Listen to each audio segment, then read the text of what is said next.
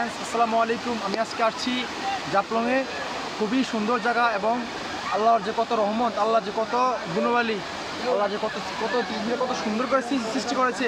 দেখেন এত সুন্দর জায়গা, যদি একবার আসেন আপনার মনটা ঘুরে যাবে। ঠিক আছে, যারা খুব কষ্টে আছেন এবং কি ফ্যামিলি সমস্যা আছেন এবং মন্দির ভালো না, বোরিং হয়ে গিয়েছেন, তারা এখানে ঘুরতে আসেন। দেখেন আল্লাহর রহমত, কত সুন্দর জায়গা। এটা হচ্ছে ওই পাশ হচ্ছে ইন্ডিয়া। আমি দেখাচ্ছি, ওই পাশ হচ্ছে ইন্ডিয়া। ঠিক আছে, আর এটা হচ্ছে আমাদের বাংলাদেশ। ঠিক আছে, ইন্ডিয়া থেকে আমাদের বাংলাদেশে পানি আসতেছে। তারপর আমি আপনাদেরকে দেখাচ্ছি,